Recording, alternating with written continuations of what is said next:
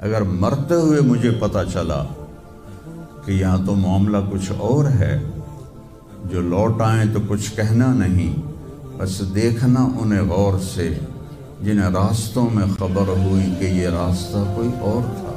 ابھی فرعون کو ڈوبتے دیکھا سامنے، اور فرعون کے لشکر کو ڈوبتے دیکھا۔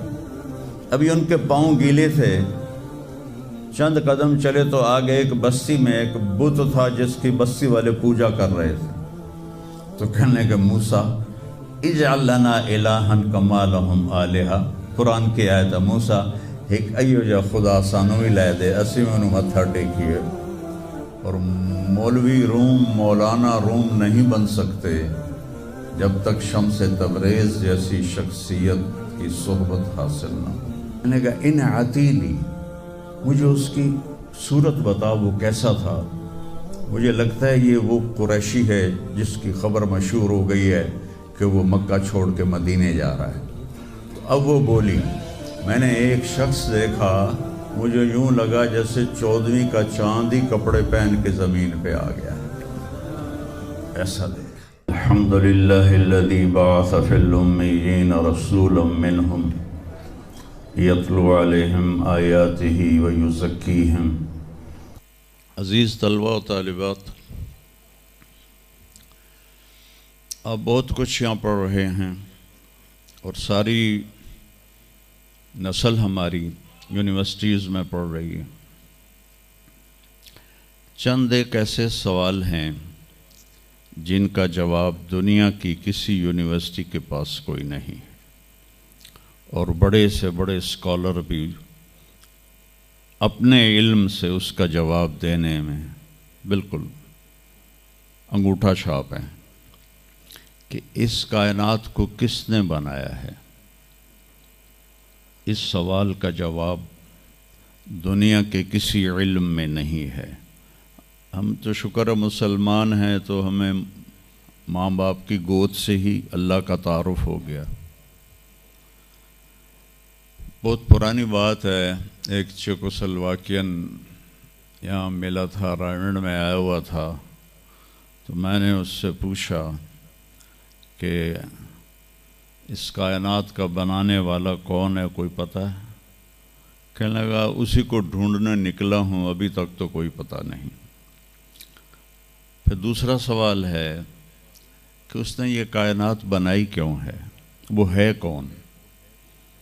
پھر اس نے یہ کائنات بنائی کیوں ہے، اس کا جواب بھی آپ کے پاس کوئی نہیں، کسی کے پاس بھی کوئی نہیں۔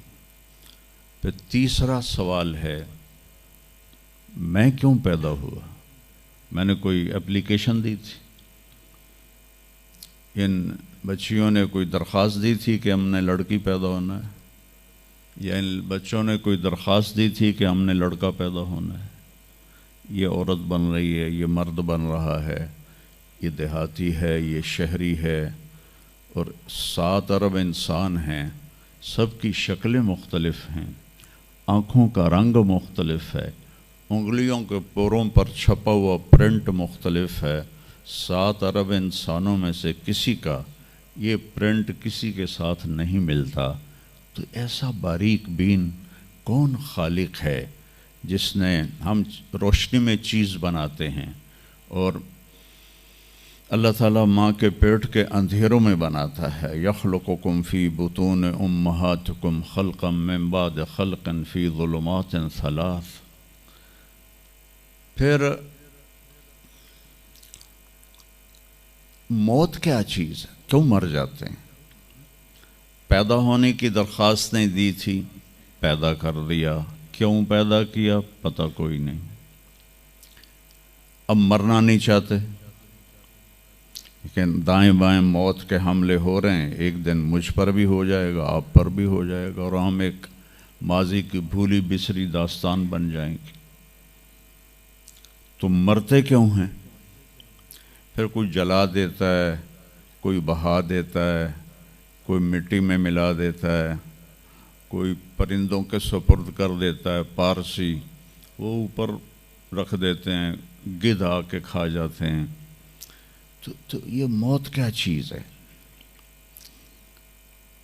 تھوڑا شروع میں میڈیکل میں نے شروع کیا تھا تو پھر اللہ نے میرا راستہ بدل دیا. تو موت کیا چیز ہے، میڈیکل سائنس میں اس کے 200 جواب ہیں، 200، اور ایک بھی صحیح نہیں، سارے غلط، کیونکہ وہ انسانی عقل سے ہیں تو نہیں پہنچ سکتے. پھر موت کے بعد کچھ ہے یا مر گئے اور مٹی ہو گئے؟ یہ چند سوال میں نے آپ کے سامنے رکھے ہیں، اور پوری دنیا کے انسانوں کو چیلنج ہے کہ اپنے علم سے جواب دو. کسی کے پاس اس کا جواب کوئی. نیوٹن نے یہ کہا تھا کہ اس کائنات کو 4 فورسز چلا رہی ہیں. عبدالسلام نے، پاکستانی سائنسدان اور 2 امریکن سائنسدان، 1976 میں یہ ثابت کیا کہ اس کائنات کو 4 نہیں 3 طاقتیں چلا رہی ہیں.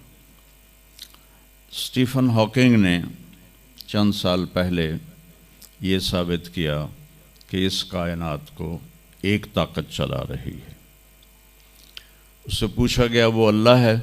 کہنے لگا نہیں، وہ اللہ نہیں ہے، اس کے پاس وحی کا علم نہیں تھا. تو وہ اتنا ہی اندھا ہے جتنا ایک ان پڑھ اندھا ہے. تو اس سے پوچھا گیا کیوں؟ تو کہنے لگا پھر سائنس کی ترقی رک جائے گی اگر اللہ کو مان لیا جائے. تو یہ وہ سوال ہیں جن کو جواب ڈھونڈتے ڈھونڈتے عمر گزر جائے گی، آپ ڈھونڈ نہ پاؤ گے. اس لیے ایک بہت بڑا طبقہ ہے جو کہتا ہے اللہ ہے ہی کوئی نہیں، یہ سب کچھ آپ پہ ہی بن گیا ہے، اپنے آپ ہی بن گیا. عبدالخالق صاحب نے تو کچھ بھی نہیں کیا، مستریوں نے بھی کچھ نہیں کیا، یہ ہال اپنے آپ ہی کھڑا ہو گیا اور کرسیاں بھی اپنے آپ بچھ گئیں.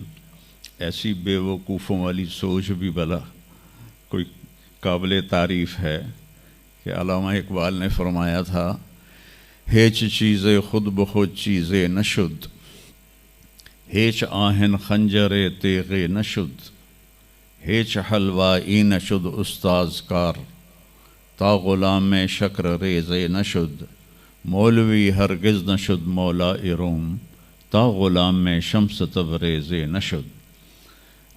اسی دہریت کو، ایتھیسٹ کو یہ ایڈریس کیا ہے کہ کوئی چیز خود بخود نہیں بنتی.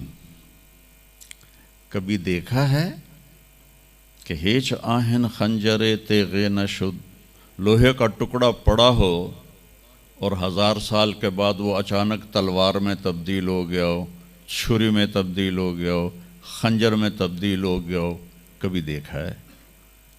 نہیں ہوتا ایسے.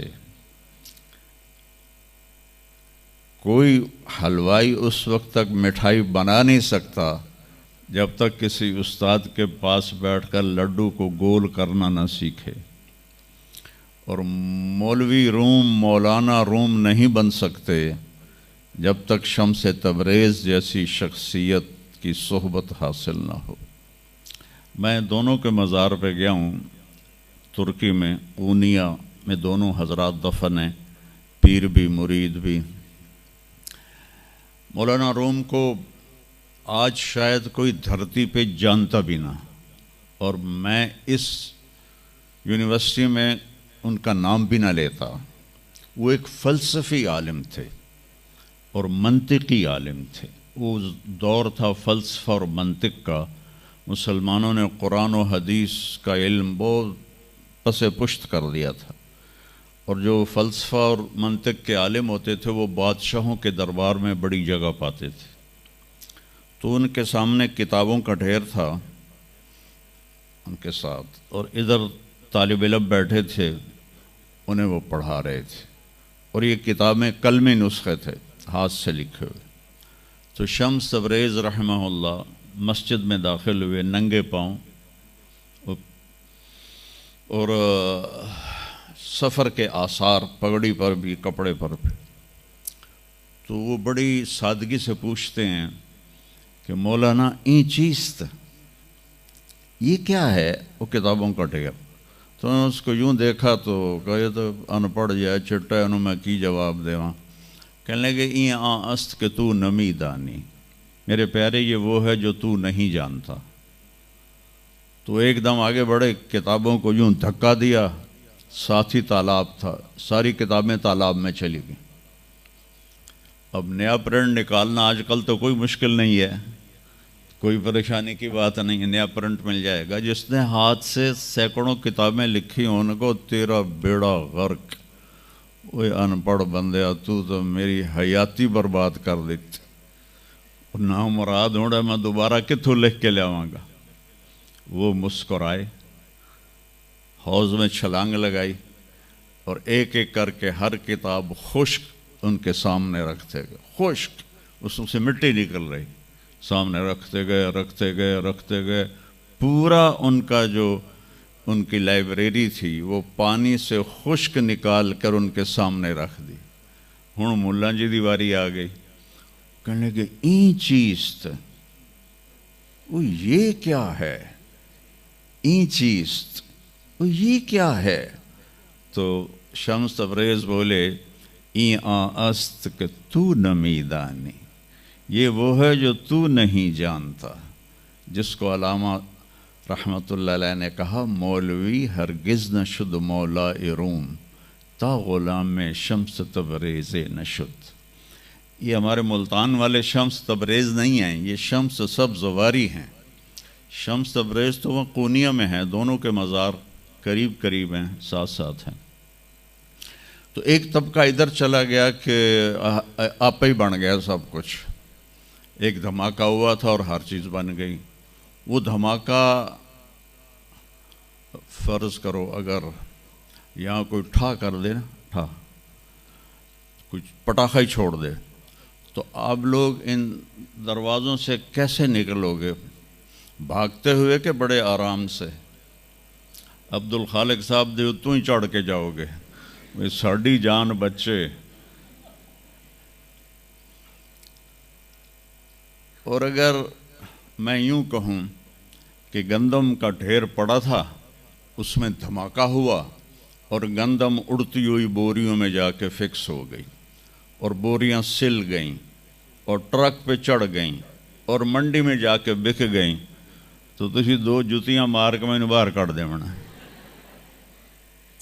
ایک دھماکہ ہوا، وہ دھماکہ اتنا قابل تھا، اتنا علم والا تھا کہ اس سے دو طاقتیں پیدا ہوئیں، ایک سپیڈ کی اور ایک مقناطیس کی۔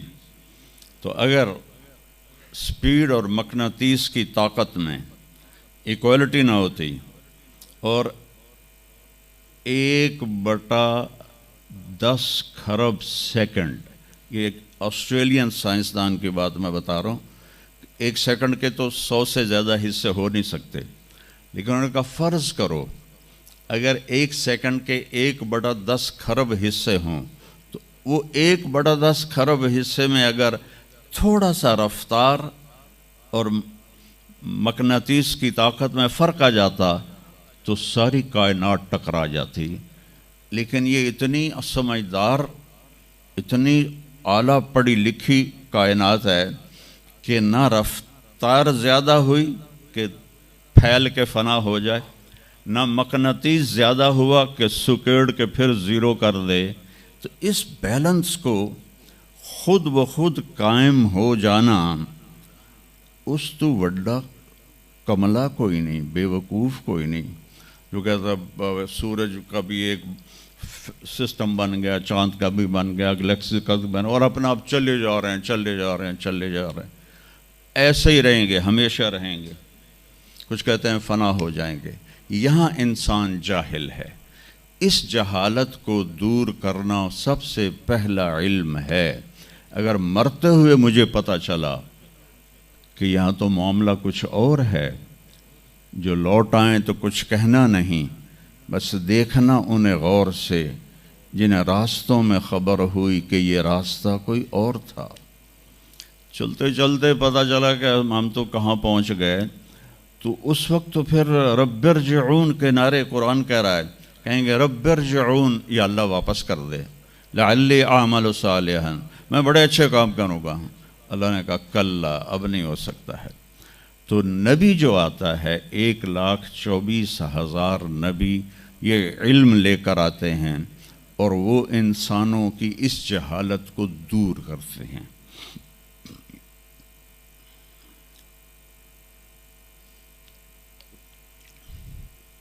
سب سے آخر میں اللہ تعالیٰ نے جناب رسول اللہ صلی اللہ تعالیٰ علیہ وسلم کو پیدا کیا، ان کی زندگی کو قیامت تک کے لیے نمونہ بنانا تھا۔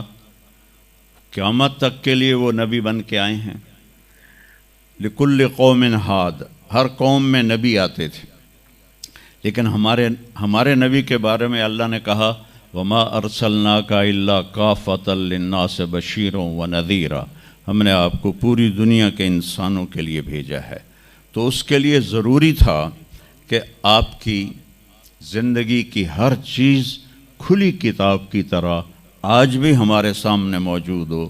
اگر میں آپ کے طریقے پر چلنا چاہوں تو میرے پاس مواد موجود ہو، تو یہ واحد نبی ہیں جن کی ہر چیز اللہ تعالیٰ نے محفوظ کی۔ کسی نبی کی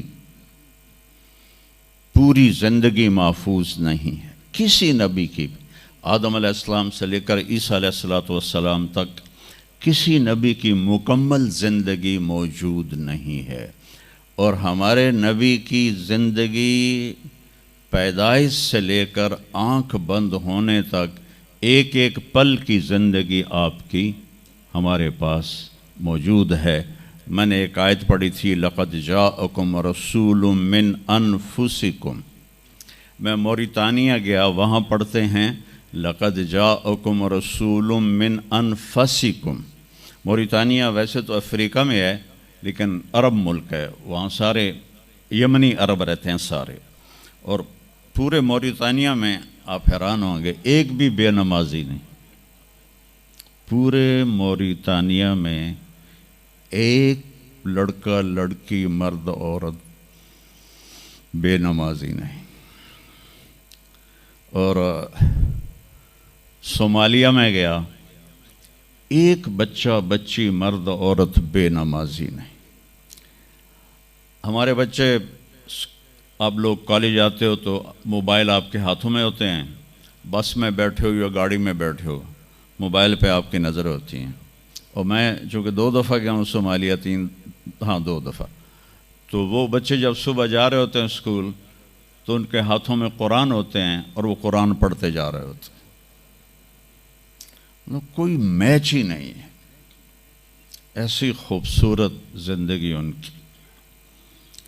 تو آدم سے عیسیٰ علیہ السلام تک کسی نبی کی مکمل 25 نبیوں کے نام قرآن میں ہیں، 25 آئے تو 1,24,000 ہیں۔ 1,24,000 میں 5 نبی سب سے بڑے ہیں، نوح علیہ السلام، ابراہیم علیہ السلام، موسیٰ علیہ السلام، عیسیٰ علیہ السلام اور محمد علیہ السلام۔ یہ 5 نبی اولو العزم کہلاتے ہیں، یہ سب سے بڑے رسول ہیں، سب سے بڑے رسول ہیں۔ لیکن زندگی صرف ہمارے نبی کی من انفسکم میں اشارہ ہے آپ کی خاندانی وجاہت کی طرف، کہ آپ بنو ہاشم سے ہیں جو سب سے عالی خاندان ہے، اور آپ کا نسب آدم علیہ السلام تک محفوظ ہے، بے داغ نسب ہے۔ آپ نے فرمایا میں اپنے باپ، جتنے بھی میرے پیچھے باپ ہیں، کسی میرے باپ سے زنا ثابت نہیں ہے، میرے کسی باپ نے زنا نہیں کیا ہے۔ یہ نسل کی حفاظت کا نظام چلایا۔ ایک دفعہ میں نے ملتان کی ضلع کونسل سے اپنے تلمبہ ہمارا ہوم ٹاؤن ہے تو اس کے گرد ہماری زمینیں ہیں، تو میں نے اپنے بزرگوں کے دیکھنے کے لیے نام شجرے، تو وہاں سے میں نے 3 لاکھ روپیہ دے کے تو وہ رجسٹر نکلوایا، 1874 کا رجسٹر تھا۔ تو اس میں 1874 سے پہلے کا تو لکھا ہوا نہیں ہے، بعد کا لکھا ہوا ہے آخر تک، تو اس میں 19 نام مجھے ملے۔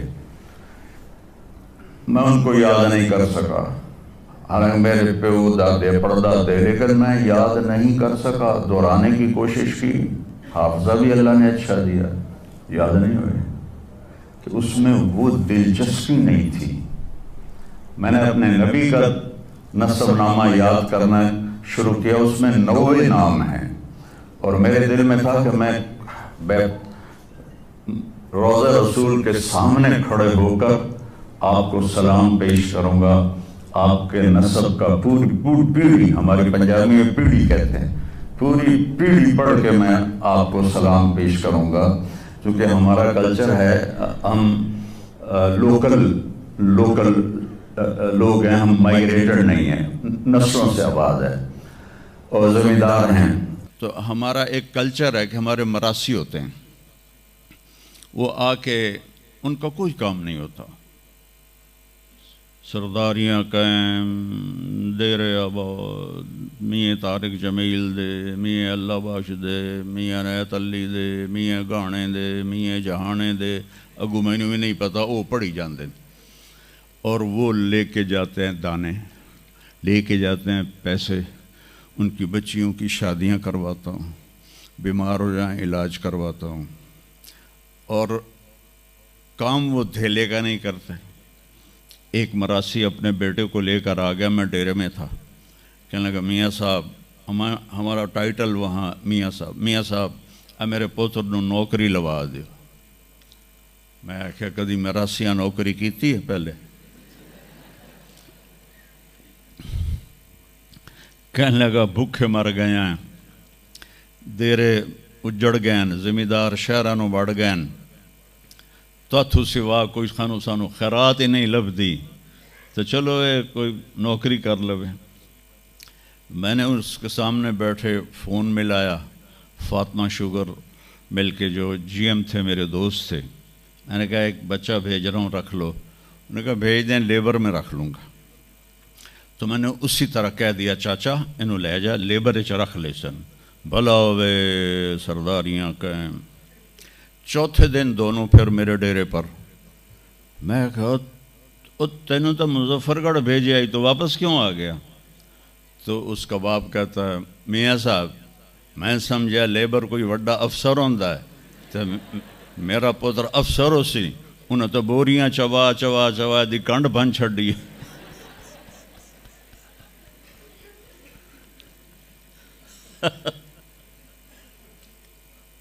میں نے کہا میں تو پہلے آکھی آئی، مراسی جڑے ہوندے نا صرف گلاں دی روٹی کھاندے۔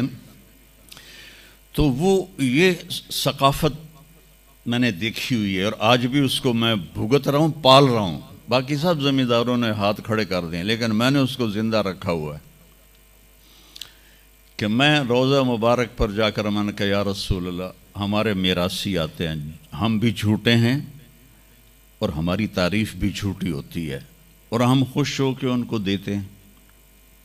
آپ سے سچا کائنات میں کوئی نہیں، آپ سے بڑا خاندان کوئی نہیں، تو میں آپ کا مراسی بن کے آج آپ کو میں آپ کی پیڑھی سناتا ہوں، میرا یہ سلام آپ قبول فرمائیں۔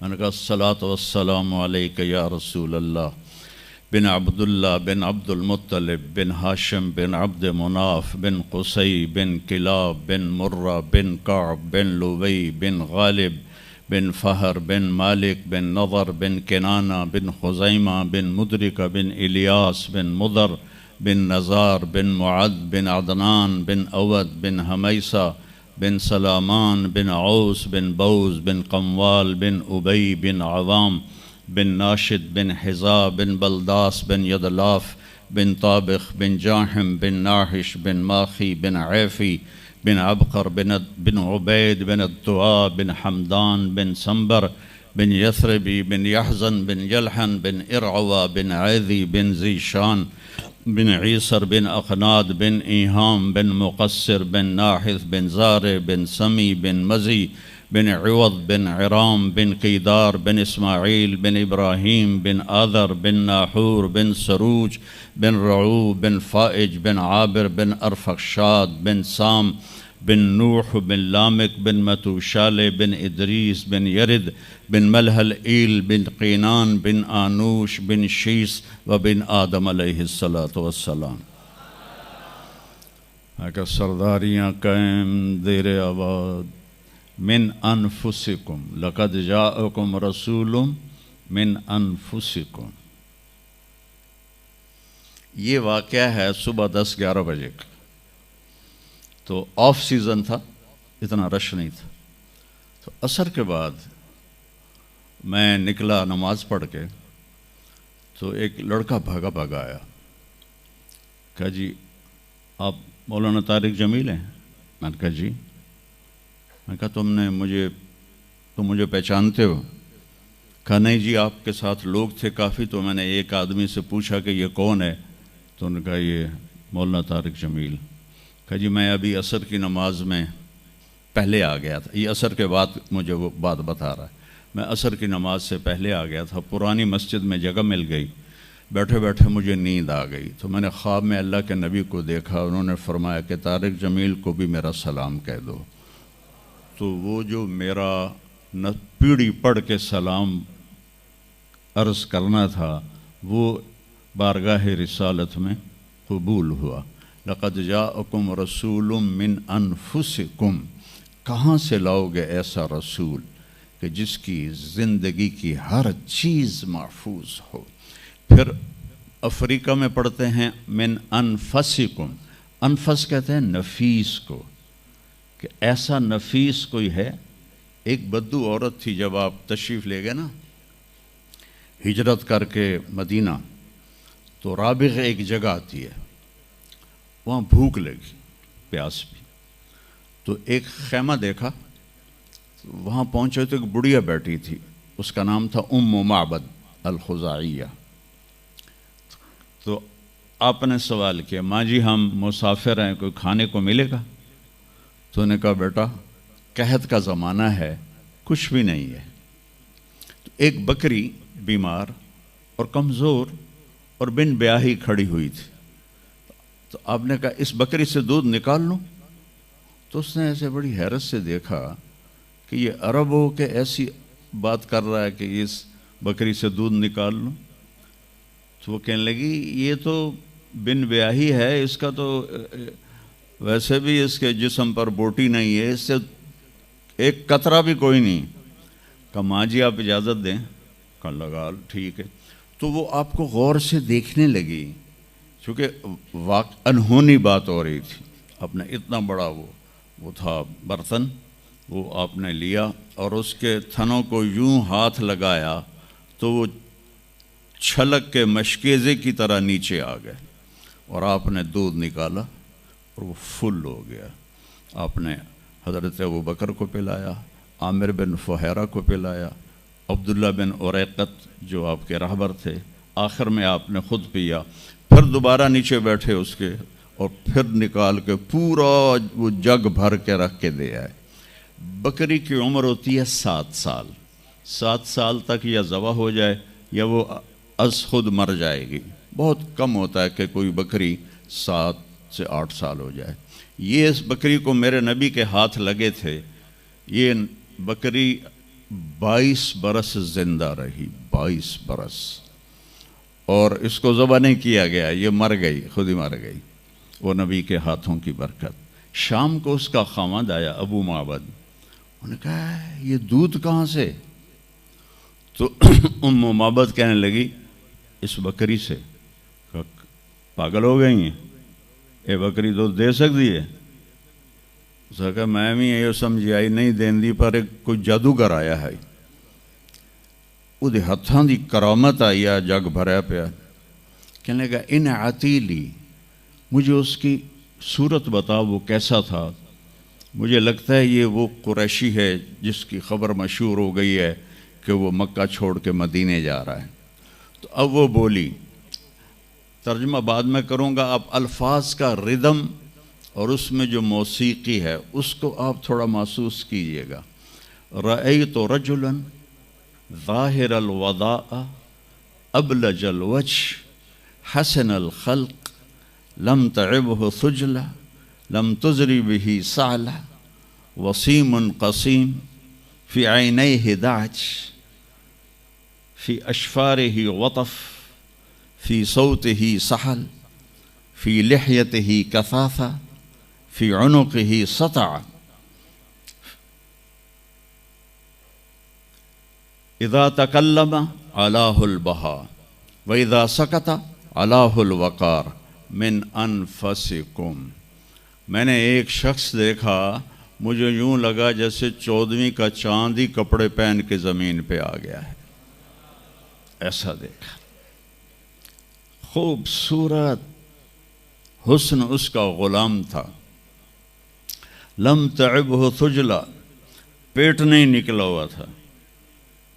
لم تزری بہ سعلا، اور دبلا پتلا نہیں تھا کہ بے روب ہو جائے، اور پیٹ نہیں نکلا ہوا تھا کہ بدصورت ہو جائے۔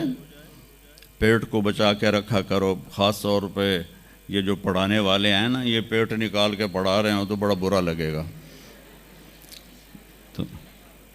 اور ایسے ہی یہ خاص طور پر یہ عورتوں کا پیٹ باہر نکل آئے تو اور ہی بھدا نظر آتا ہے۔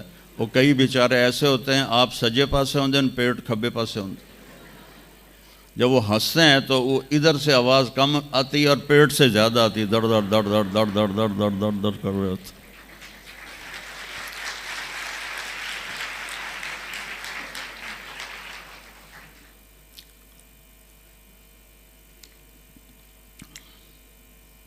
ہمیں اندھا دھند کھانے کی اجازت نہیں ہے۔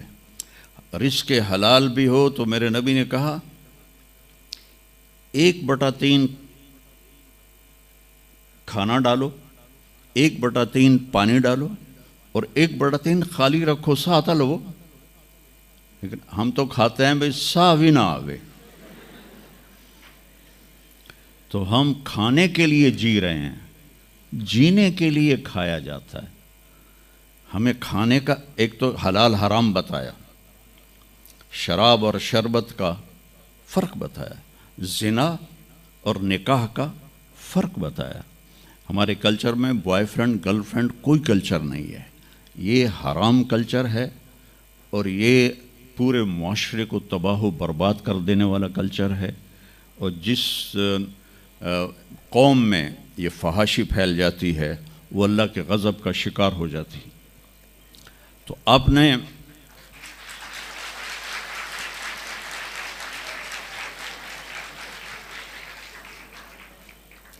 تو ہمارے نبی نے ہمیں ایک کھانے کی چیزیں بتائیں، پھر اس کا طریقہ بتایا کہ اتنا کھاؤ، اتنا چھوڑ دو، تو بیمار نہیں ہوگے، موت آئے گی، بیمار نہیں ہوگے۔ اور خاص طور پر جو آج کی غذائیں ہیں، ادھر وہ ٹن پیک ہاتھ میں ہوتا ہے، ادھر ایک ہاتھ میں برگر ہوتا ہے، برگر نو بھی وڈی جاندے ہیں تے پیک نو بھی پیتی جاندے ہیں۔ وہ اتنی چینی اپنے پیٹ میں ڈال لیتے ہو، یا تو پھر 5 کلومیٹر دوڑا کرو۔ میں تمہارے سامنے بیٹھا ہوں، میرے سامنے اتنے بڑے بڑے دسترخوان سجتے ہیں کہ تم دیکھو تو حیران رہ جاؤ۔ اگر میرا ہاتھ کھلا ہوتا تو انشاءاللہ اے پیٹ ایتھے لگا ہونا سی۔ میں ایک بات کہا کرتا ہوں، پتے کی ہے، پلے باندھ لو۔ غصے کے وقت زبان پہ قابو رکھو تو آپ کی روح صحت مند رہے گی۔ غصے کے وقت زبان پہ قابو رکھو تو آپ کی روحانیت صحت مند رہے گی۔ دسترخوان کے اوپر ہاتھ پہ قابو رکھو تو آپ کی صحت ہمیشہ ٹھیک رہے گی، صحیح رہے گی۔ غصے کے وقت زبان پہ قابو اور دسترخوان کے اوپر ہاتھ پہ قابو، تو انشاءاللہ تقدیر کے فیصلے الگ ہیں، لیکن آدمی بیمار نہیں ہوتا۔ جو اپنی ذات کے لیے 1 گھنٹہ نہیں نکال سکتا، اسے صحت مند رہنے کا کوئی حق نہیں ہے۔ اتنا لگ جانا کہ نہ اپنا ہوش رہے، نہ کھانے کا ہوش رہے، نہ بھی بچوں کا ہوش رہے، یہ میرے نبی نے ہمیں نہیں سکھایا، اعتدال سکھایا۔ تو کہ میں نے ایک شخص دیکھا جیسے 14ویں کا چاند کپڑے پہن کے نیچے اتر آیا ہو، اور چاندوی کے چاند کی طرح چہرہ چمکتا تھا، کلیوں کی طرح روشن تھا، ماتھا بہت خوبصورت چوڑا تھا، سر بہت خوبصورت سیاہ بڑے بال تھے، اور بھویں بڑی خوبصورت کمان کی طرح۔ یہاں بال نہیں تھے، یہ جگہ صاف تھی۔ یہ ہماری بچیاں یہاں ان کو لیزر کرواتی ہیں، بھائی تو ان کو مٹاؤ یہاں سے، ہائی ہائی بھی کر دیا تو اے بھی مٹائیں دیا۔ تو میرے نبی خود ایسے آپ کی بھویں یہاں تک آ جاتی تھی، یہاں تک، اور آپ کی آنکھ موٹی تھی اور سیاہ تھی اور سرخ ڈورے تھے اور لمبی تھی، اور آپ کی بھویں قدرتی لمبی تھی، لمبی جیسے یہ بچیاں وہ مصنوعی نہیں لگا لیتی، وہ پتہ بھی لگ جاتا ہے مصنوعی ہے تو کی فائدہ ہویا، تو یا تو پتہ نہ لگنے دو، اور جب دور سے نظر آ جاتا ہے کہ کسی اٹھ دی لے کے آ گئی ہے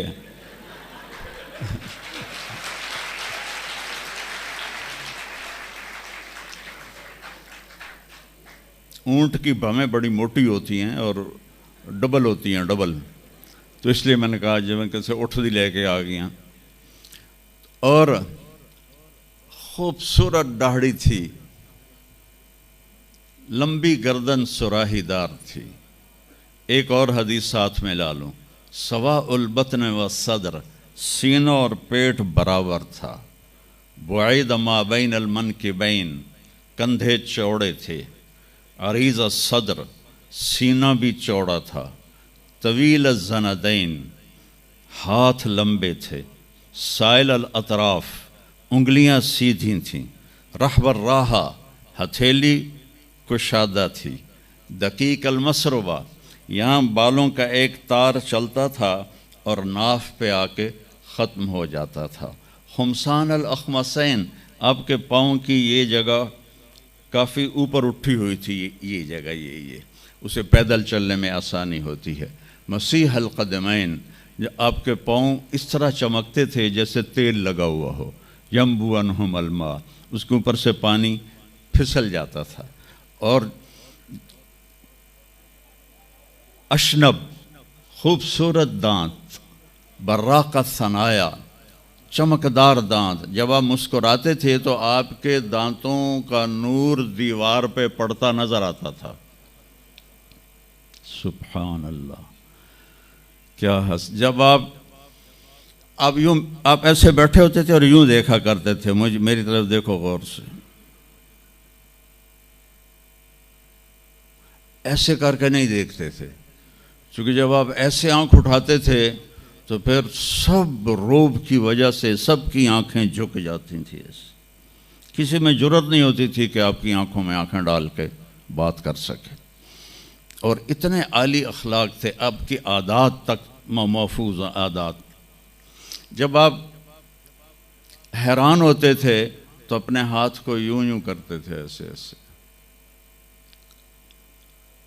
جب آپ کسی کو بلاتے تھے تو ایسے کرتے تھے، یوں نہیں کرتے تھے، انگلی کا اشارہ نہیں کرتے تھے، ایسے کرتے تھے۔ آپ کو کوئی ادھر سے بلاتا یا رسول اللہ تو آپ یوں نہیں کرتے تھے، ادھر سے یہ مولوی عتیق مجھے کہے مولانا صاحب تو میں کہوں گا جی فرمائیے، میری اتنی اوقات ہے، میرے نبی کو جب ادھر سے کوئی بلاتا یا رسول اللہ اور آپ ایسے بیٹھے ہیں قربان جاؤں، آپ پورا ایسے مڑتے تھے اور پھر کہتے تھے جی فرمائیے، کیا ادھر سے کوئی کہتا یا رسول اللہ، پھر آپ ایسے ہوتے تھے جی فرمائیے، وہ کہتا میں نے بات کرنی ہے تو آپ کان یوں لگا دیتے تھے، جب تک وہ بولتا رہتا تھا کبھی آپ نے نہیں کہا کہ جلدی ختم کرو میرا پیریڈ شروع ہونے والا ہے، جلدی ختم کرو، جب تک وہ بولتا تھا آپ یوں کر کے بیٹھے رہتے تھے، اور جب آپ غمگین ہوتے تھے تو داڑھی پکڑ کے یوں بیٹھ جاتے تھے، ایسے بیٹھے رہتے، اور تھوڑی دیر کے بعد سر پہ ہاتھ پھیرتے، پھر یوں بیٹھ جاتے تھے۔ جب آپ خوش ہوتے تھے تو یہاں سے نور نکلتا تھا، جب آپ ناراض ہوتے تھے کسی پر تو ناراضگی کا اظہار دیکھو ذرا، فرض کرو آپ ابو ہریرہ پہ ناراض ہیں، وہ ادھر سے آ رہے ہیں، تو جب آپ کی نظر پڑتی ابو ہریرہ پر تو آپ اپنا چہرہ یوں پھیر لیتے تھے ایسے کر کے، بس اتنی ناراضگی میرے نبی فرماتے تھے۔ یہاں تو یہ مائیں چھوٹے چھوٹے بچوں کو چھیل کے رکھ دیتی ہیں، اس بیچارے کا بھی فیڈر بھی نہیں چھوٹا ہوتا اور اس کی پٹائی شروع ہو جاتی، اور 3 سال کا بچہ اسکول والوں کو دے کے آ جاتی ہیں۔ 3 سال کے بچے کو ماں کی گود چاہیے، اسکول نہیں چاہیے۔ ظلم ہوگا، ظلم۔ اگر آپ 3 سال کے بچے کو اسکول بھیجیں گی ظلم ہوگا۔ اس لیے اولاد اور ماں باپ میں رابطہ طاقتور نہیں ہے۔ بہت کم والدین دیکھے جو اولاد سے خوش ہیں، اور اس میں بڑی وجہ والدین خود ہیں کہ جس وقت میں تعلق بننا تھا اس وقت ان کو اسکول میں بھیج دیا۔ اب مجھے بتاؤ، یہ جو میں نے آپ کو چھوٹی چھوٹی باتیں، اچھا آپ مجلس میں چوکڑی مار کے بیٹھتے تھے ایسے، اور ایک آپ کی بے ساختہ حرکت تھی، ہاتھ یہاں ہوتے تھے، میں ذرا اوپر کر کے دکھاتا ہوں، اور آپ یوں کرتے رہتے تھے، یوں سمجھو یہ ہاتھ جھولی میں ہیں اور آپ اس انگوٹھے کو اس ہتھیلی پر ایسے مارتے رہتے تھے، ایسے یہاں ہاتھ رکھ کے ایسے کرتے رہتے تھے۔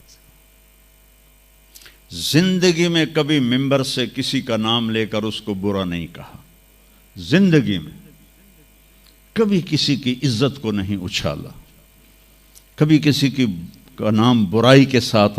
عبداللہ بن ابی جیسے کو بھی آپ نے ممبر سے نہیں کہا کہ یہ میرا شدید دشمن ہے اور میرا مخالف ہے اور میرے گھر والوں کو بدنام کر رہا ہے۔ میرے نبی کی زندگی کی ہر ادا محفوظ ہے تو مجھے اس کو فالو کرنا ہے۔ یہ تو میں نے آپ کو مختصر بتایا ہے۔ اب اجوا، سقیہ، برکہ، ورثہ، زمزم، اطلال، اطراف، غیثاء، قمراء، 8 بکریاں تھیں اور 1 بکرا تھا، میں نے آپ کو بکریوں کے نام بھی گنوا کے دے دیے۔ عسکر اور ثعلب، یہ 2 اونٹ تھے۔ دلدل اور فضہ، یہ 2 خچر تھے۔ غفیر اور یافور، یہ 2 گدھے تھے۔ عزبا، شہبا، جدعا، یہ آپ کی اونٹنیاں تھیں۔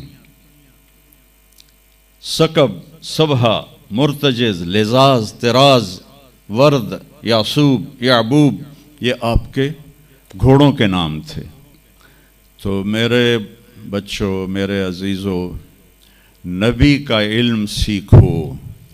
سب سے پہلے نبی بتاتا ہے ان ربکم اللہ الذی خلق السماوات والارض فی 6 ایام، اس زمین آسمان کا پیدا کرنے والا اللہ ہے جس نے 6 دن میں زمین آسمان کو بنایا۔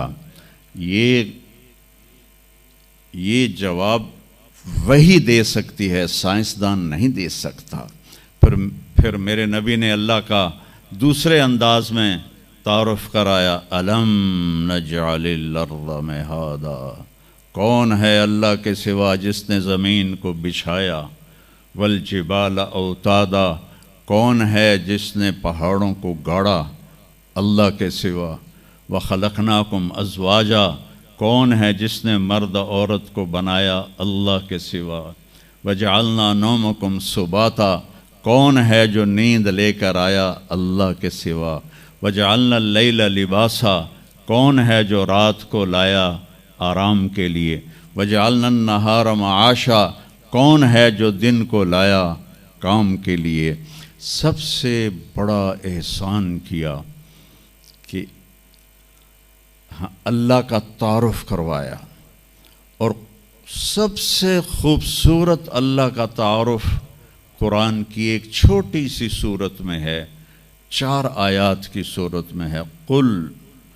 قل قرآن میں 332 دفعہ آیا ہے، 332 دفعہ، اور ہر قل کے بعد کوئی اہم بات ہوتی ہے۔